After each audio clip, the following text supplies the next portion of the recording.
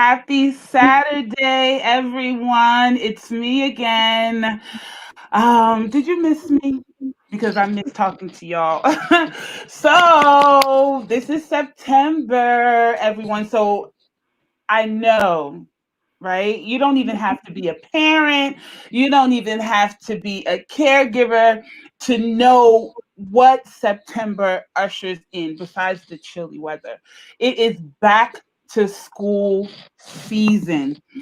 I don't know how many of you out there, but I'm already like, oh my God. But, thank God for people like Dania Martinez, okay, my guest.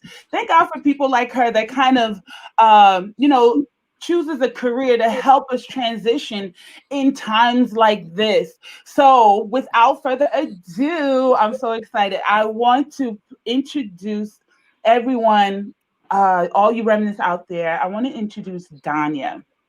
She is a social worker hailing from Paterson, New Jersey. She's basically a woman with many hats. Okay, this is what I've learned about this young lady here. She is a social worker. She's a mom. She's what else? She's a CEO, a founder of a nonprofit organization as well. Okay, as a prospective board member for the Paterson School District. This is a position that she's actually running for. I'm so excited to see where it will take her. But I'm going to give Dania an opportunity to go ahead and speak and introduce herself a bit. So, Dania, go ahead and take the floor. Tell us a bit about yourself and some of the hats that you wear. Well, thank you. Thank you. Good afternoon to everyone. Thank you so much for Remnants of Red for having me here. Such a pleasure. I'm so excited. When I was asked to be a part of this, there was no, there was nothing to think about. It was a straight shoe yes, and I'm all about. Well, my name is Dania Martinez. I'm a social worker.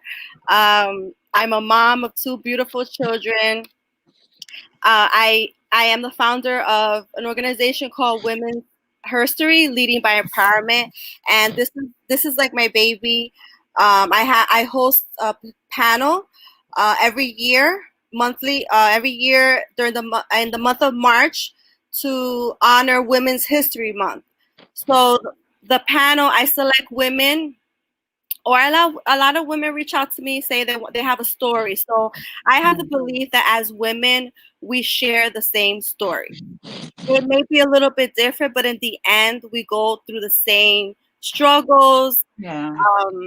sadness, anger, losses, wins. So I try to, well, in the past, what I've seen, other empowerment groups, they always have high leading women, strong CEOs. And I love that. But I felt like I never connected with them because they didn't go through, they never experienced, some of them did not experience the struggles that I had. So I wanted to see women that had my story, that grew up, struggling, had to, fight to get to where they want to be, So I said, let me start something like that. So I pick women that have a story, whether they have a business, scholars, political figures, and just share their story so other women can be empowered and have some feel of hope and assurance that all your struggles are worth it in the end. Amen. Amen. And I'm also a political figure. I'm a candidate. Into politics because I love policy, and I want to see change in our community. So I'm running again. I ran last year, so I'm running again this year for November 3rd elections for Paterson Board of Education. Nice. That sounds like a lot. That sounds like a lot. Maybe we need to do another conversation on how moms are able to Yes. balance so much stuff. I would love Yeah. to hear how you're doing it. Oh my goodness. So, let's go ahead and dive into why we're here. I do, though, if it's okay with you, I would like to touch on um, your aspiration for one of the seats as a board member, but that will be later on if it's okay with Okay, you. that's fine. Yeah, yeah. Right, great. So we are in the school system. We are in the school year now, right? I know schools have just started, but even before school started, there were a lot of people that were already feeling the anxiety and stuff like that around the new school year that has opened up because of the pandemic and how it has shifted things. So Yeah. I wanted to first touch on that. You being a social worker in the education system, right? What are the types of anxieties that you're hearing about from parents, students, other coworkers? What are you hearing? Well, we just started school this first week, so the main issues is technology, connecting. Mm, Um, you know, mm, there's a lot of platforms that are different platforms that are being used. Bad connections. So it. Those are the things that I'm seeing right now, especially at work. Teachers are trying to figure this out. Like where I work, our district, we're doing hybrid model. Is okay. half of the student population comes Monday and Wednesday, the other half is virtual. So they're having live lessons. So while they're teaching their classroom with the students that are present, they're also teaching live through a webcam to the students that are home. So, Mhm. it's added work, making sure the students are attending, paying attention to the classes. Is it both? Is it like while some are at home, some are in the classroom, but everyone all together is Yes. oh, Yeah. okay. Yeah, Okay. so it's just, it's an adjustment, it's a huge adjustment. It's difficult for everyone, but we have to be patient. We have to be patient in this process, and we have to commend ourselves. This is Yeah. a drastic change, and we've demonstrated a lot of resilience and strength and adaptation to things Yeah. that we're not used to, and the creativity. And the most important thing is the emphasis on education. How as a Mm, nation we are willing to do anything to educate our children. That is, I think that is what you mentioned is the biggest issue that we are having. I totally agree with that. It's like everyone has been thrusted into a situation that first of all we haven't experienced Mhm. before, right? And Yeah. then this thing, I know in the beginning, um I don't know whether to say that this whole pandemic was underestimated, or maybe people didn't know much about it, so they had to like update us as we went on. But when it comes to the school system, my goodness, I just feel like that area has been hit hard, Yeah. right? Yeah. Parents are like, I remember I have a school age child. She's in the third grade this year. And I remember back in March when it first hit, I thought I was going to have an anxiety attack because Oh. like to do a full time, to now have Mhm. to become a teacher, it was a lot. So Yeah. what programs, like when it comes to servicing your clients, right? When it comes to dealing with the parents and the students, based on everything that has happened, what are some of the programs out there? Are there any assistance out there for any of us parents or students who are like feeling anxiety from all this? Absolutely. There's many resources now. Like I said, things have become. People have been very creative. There's Perform Care is New Jersey's #1 leading resource for parents. So, you know, and it's for it's a program for an organization.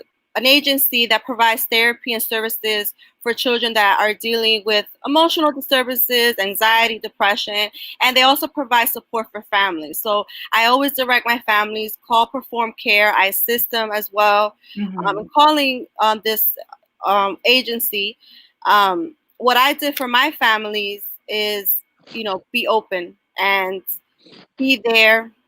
it, you know, I had a little bit of anxiety and Mm-hmm. a feeling of overwhelmed and stressed because I had to work from home and I'm a mom. Yeah. So my child, he had to go into Zooms and I had to make sure he was connected while doing my work.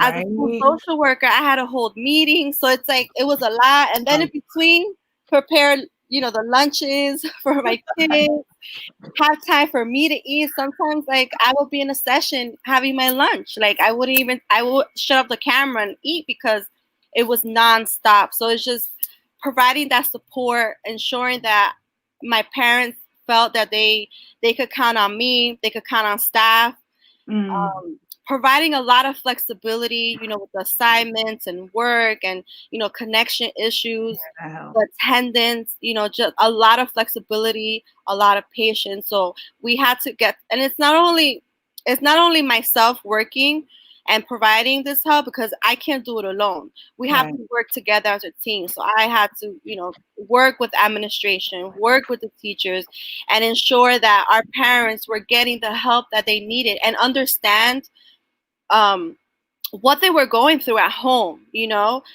What issues were arising. Yeah. Was there food lacking in the house? Were you getting Mm, resources? Do you have a family member that was diagnosed with COVID? How are you dealing with that? How can we better support you? So these are things that we had to really deep dive in and mm-hmm. help not help the family by helping the families and getting a deeper understanding of what was going on so we could better assist. Right. Right. I'm even like while you're talking, you mentioned, some of the issues that that you're observing. Do you feel, of course, the pandemic has an effect on it, but how much of an effect are you noticing, when it comes to the students, the parents, maybe even like other educators? How much of an impact has this pandemic had on the educational system? It's a lot, and the first thing I noticed, the isolation. Mm, The isolation. Those 3 months were hard. Not being able to yeah, see your family. As adults, we can better cope. And we understand sometimes it's okay to be alone, or we find ways to entertain ourselves. But children, it was hard. For the children, it was hard. Because they're yeah, used to playing, meeting with their friends, or oh, I can't see grandma this, today, and just being able to see your friends through virtual platforms, it's a lot. And now with our kids being remote, like it will have an effect on them, yeah, whether long term or short term. We just have to be ready and provide the resources and the support, unconditional support, so these children can begin to feel normal again, have yeah. some sense of normalcy. Oh Because my right now this is not normal. We're not used to this, God. and who knows Yeah. how long will this last? If we're gonna Oh, have a oh second my wave. So these are a lot of things that we have to have in question. So, and be prepared and be open minded about God. these Hmm. upcoming times. That is like while you're talking, like like on the inside of me, I'm like remembering when oh my gosh, like I Yeah, almost wanted the little bit of hair that I have on my head, I wanted to pull it out, yeah, because I have a 4 year old. Just imagine, like I have a 4 year old who is active. Like she likes to play, she likes to jump, laugh, sing, she likes to play outside. That type of energy belongs yeah, outside. So I'm just absolutely. imagine that type of energy Yeah, cooped up, locked up in the house. Like every day she's asking me, "Is COVID over?" I'm yeah, like, what do I tell her?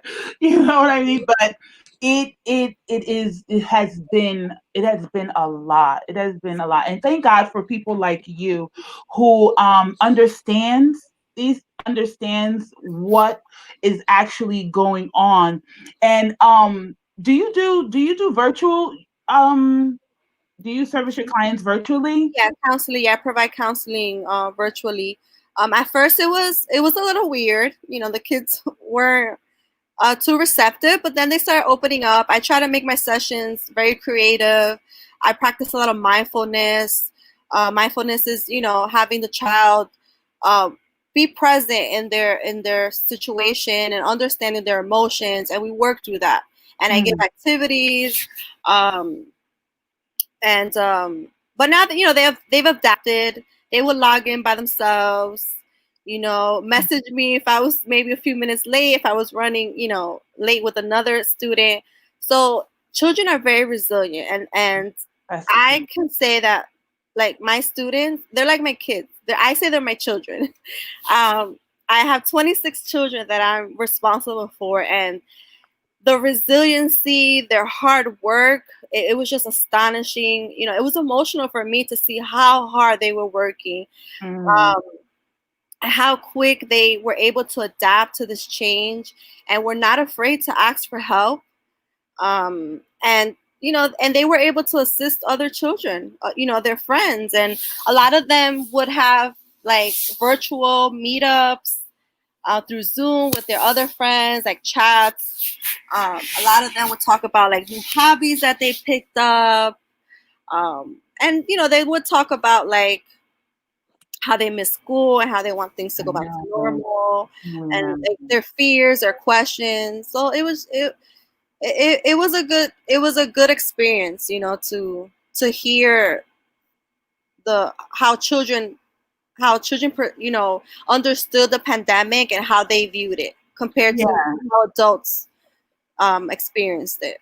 You're right, because I sometimes I can't help anyway to listen to my daughter, the third grader, while she's doing her Zoom with her classroom, and I'm listening to them, and like the excitement, like part of what gives me peace is the excitement that I hear, Mhm. when they're all together talking Yeah, and laughing and yeah, yelling, whatever they're doing. But you are right. Children, they are resilient. Thank God yeah, for that. mhm, yeah. So as a parent, I wanted to put you on the spot just a little bit, right? As Okay. a parent, like, can you, because you have sessions with parents as well, right? Yeah, not like formal ones, but I did interact, and I still do interact, and I will provide assistance when needed. Okay, so when it comes to the parent, because I'm a parent, and trust me, I need all the assistance I can get. So when it comes to speaking with the parents, how does the conversation go with the parents? What are some of the things that you advise the parents when it comes to caring for the children, school age children during this pandemic? What is that conversation like? You can use me if you need to. Well, since I'm in the educational field, like, a lot of their concerns is, um, you know, are they going to have extra time with their work? So a lot of students, they were behind in their assignments, so just, they were concerned, like, are they going to repeat the year? Are they going to have time to make up all this work? Connection issues, um, a lot of there were students. I had a student who had a lot of anxiety, so I had to help the mom, like, be creative in ways to assist her child and help mom understand, that what her child is feeling is normal at this time, and that it can be the child can be supported with these resources, creativity, doing fun things at home, and doing things as a family. In my Mhm. household, what I did, um, I'm a foodie. I love food. So, Same here. and my kids too. So I got creative every week. Uh, once a night, once a night every week, I would make different meals. So like one week, I became obsessed with like Korean food. I started watching a lot of Korean mukbangs. So, Oh God. and let me tell you, it was kind of like a coping mechanism, hearing the people chew and the food. What? Actually, and funny story, like while I was working with a parent, I do social assessments, so I do the history. It's just a history of of the child, from birth. So we're talking about, I asked, one of the question is, what does your child like to do? Like, oh, she loves watching mukbangs, Korea. I'm like, oh my god, like, so I saw a lot of that as well. So, but going back to what I was saying, so I had Korean night one day, like I made kimchi stir fry. Oh my One night I had God. Italian. One day I made Thanksgiving dinner. So, my kids loved it, so it's just thinking outside of the box of Yeah. what things we could do. Like I would buy them like treats, like cake, like things I wouldn't buy every day, like, just being creative in that Mhm, sense. We mhm. would have movie nights, um, and we would watch scary movies, like different things, just different activities, getting creative. One time, like, we would do like music videos, like we would put Oh, like music, those little TikTok things TikToks. I know, my blew up. daughter, she's such a prankster. She would prank me all the time with these TikToks. Like, it, good times. It was good times. So it's Yeah. just, using, you just got to get creative. And these are some of the things I would tell parents, just get creative. Nothing is wrong. Nothing that you can do is wrong to make your children happy Right. and to help them adapt. You got to do what works best for you, because what might work for me might not work for you, So, Mhm, and mhm. patience, patience. It's okay to get upset. It's okay to cry it out. I would say cry it out, get it out, Mhm. and then pick yourself up, and go back and say, okay, how can we fix this, or how can we do that? So Yeah, that is a great one. That is a great one because I think we tend to, well, me, sometimes I forget about that part. Like, Nora, you have to be patient. It's okay. It's okay to cry. Go find one of the things that I did learn through this whole pandemic is the importance of getting away, me time. If you have to step away, like you said, if you have yeah, to step away, go cry, go take a walk. I picked up walking because of all of this, not yeah, necessarily because of health purposes, but because, well, yeah, health purpose, not because, I'm trying to lose weight or whatever, but yeah, yeah, more so because I needed to get my mind right. And it works. It yes, works. It works. It works. So yes, patience and as a parent or a caregiver, being able to somehow in a healthy way express all that pent up emotion. So I thank you for that. I thank you for that because that is something that I definitely picked up on, that I learned. And one of the good things though, about the pandemic that you mentioned is how there are families that have gotten closer. There yeah, are families, yeah, there are families that the pandemic did put a strain on, yeah, but then there are families that did grow closer as a result.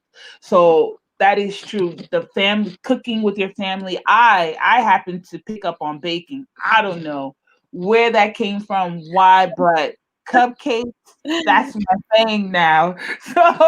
So yes, that is my outlet. That has become I my can't outlet. bake. Well, I can't do the mukbang. I did want to do it, but I'll get there. But I did, before time flips away from us, I did want to ask you about the seat that you are running for. It is with the Paterson Board of Education. What that first time that you decided to run?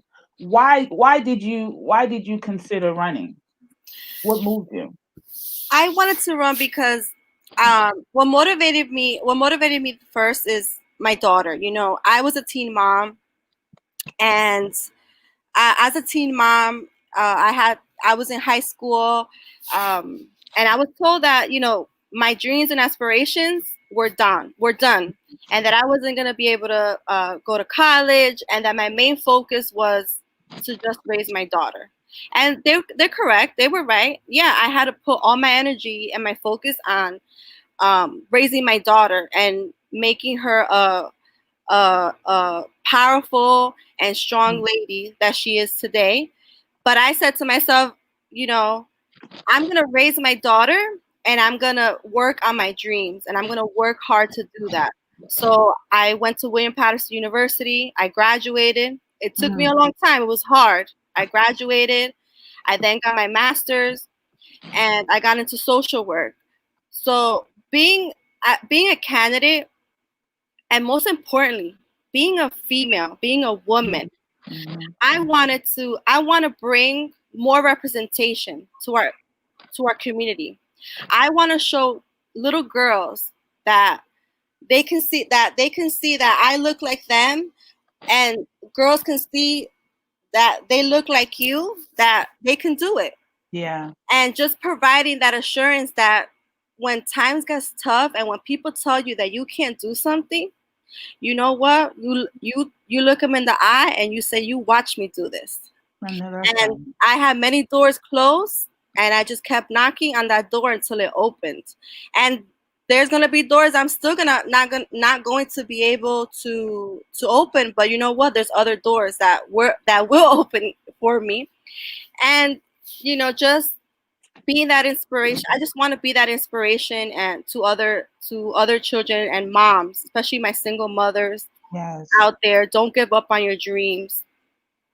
But apart from that, I love my community. I love Patterson. I was born and raised here, um, and I want to give back. I want to give back the knowledge that I have. I want to give back the passion that I have inside of me. I don't promise change because change takes time, but Mm, what I do want is to be able to make a difference, for our school district, for our children, bring that social work aspect into it. We don't have a social worker on our board, so I feel that I would be a great asset to our board, bring a different perspective of understanding our community, because when we begin understanding our community, we can better educate our children.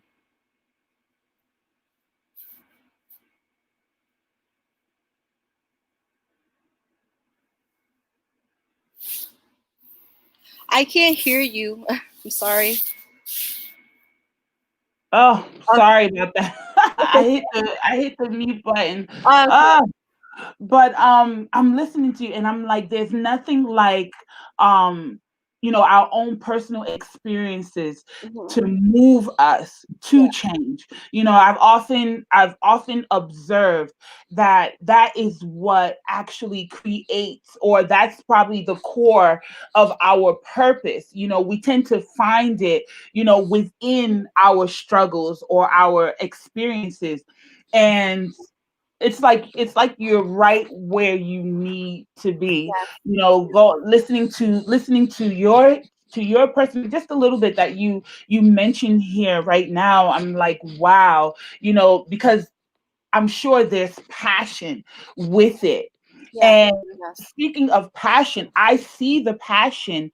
I looked you up and I read how you previously ran last year, but you did not get one of those seats. But you're running again. Like, Yeah. just in that alone, that right there feels like the passion that you are having for what you're doing. Why, after experiencing last year's event with running, what brings you back into the race again this year? Is it pretty much, the passion that I have, I haven't stopped working. I lost, but for me it was a big win because I was able to meet so many amazing and great people, so many families. I was able to better understand what their concerns were and how I could be a better social worker. How can Mm, I be a better community activist, supporter? Um,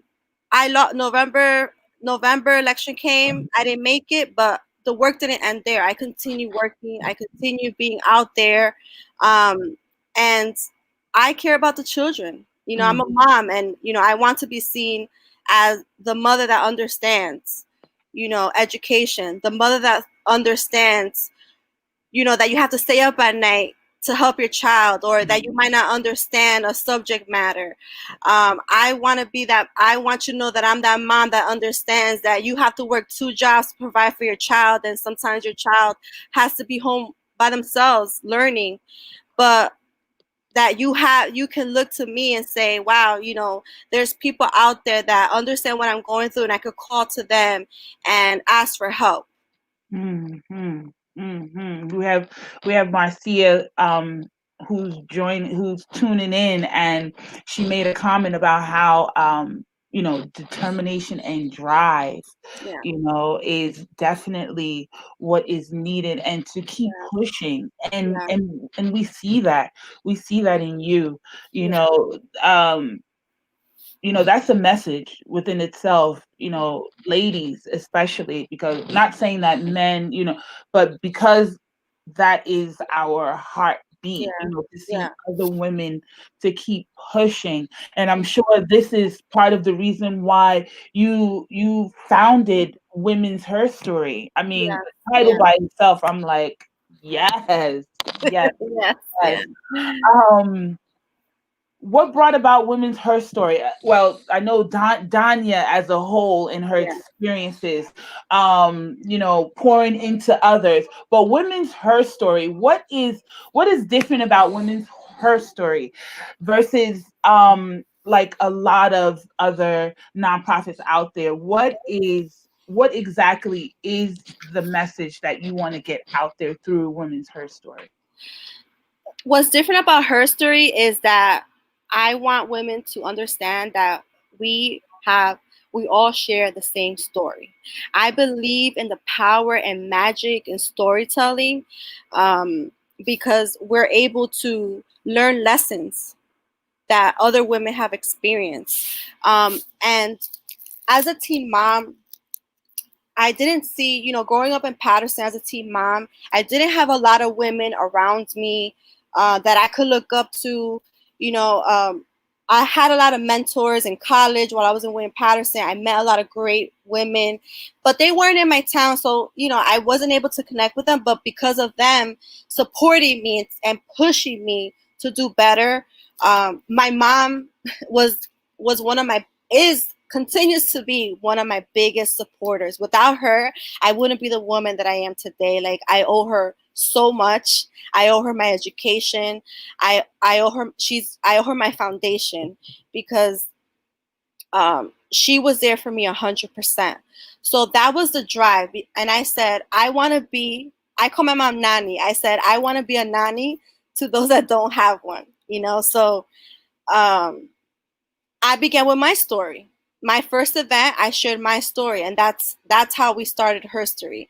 I shared my story because I feel my story is very important, and it demonstrates that I don't have a perfect life because no one's perfect. I make mistakes, but and I've fallen many times.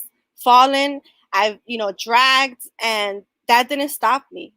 There were moments where I felt defeated. I said, why am I doing this? Why do I keep doing this? But there's a bigger purpose. And right now, my purpose is to serve and help and inspire. Maybe there's a bigger purpose that I don't know what it is, but only God knows that in my future. Um, and I'm sorry. So that was the driving force, the storytelling, the power that storytelling has for women. Because I as women, sometimes we could get catty, I and mean, tell we the truth. Tell the we truth. get competitive. But listen, I don't have to hurt you. Let's work together. Let's build each other up. If I can bring something, if I can help you get to where I'm at, why not? Why do I have to compete with you? We don't need to compete Right. because we're in the same playing field. And it's harder. It's hard for women to achieve anything in this Hmm. world. So let's share those secrets. That's it. Let's keep on sharing those secrets. I admire women like you that think like that, because you know we all, whether we like it or not, we need someone else, right? Yes, we absolutely. need Yes, we need the absolutely. help of other people, somehow, some way, there's someone else gets involved in our journey. And I love that, because and that, unfortunately, that's like a stigma that women have, Yeah, that we're catty, that we're like crabs in the barrel, we're yeah, always trying to shoot someone, you know what I mean? And so to and I've experienced it. Not to say that I don't want to believe that, I don't want to agree with that stereotype, but yeah, unfortunately it has happened to me in the past. But to meet women like you that think like you, and me as well, choosing to overlook certain things to become that woman that shares and build another person up, that is commendable, that is yeah, admirable. And thank you. I hope that your mission takes you farther, like yeah. you mentioned. I want Do you have what would you like to see, um before we round up, when it comes to Paterson? You are a native of Paterson, you are in the educational system, you are running for a board member, you are CEO, okay? What do you want to see? What kind of world are you hoping to see? A world where we can better work together. A world where we don't judge one another. A world where we can ask for help and not put down for being asked for that, for asking for that help. For our children, more emotional and social support, more understanding what our parents are going through. Our teachers understanding that our teachers are superheroes.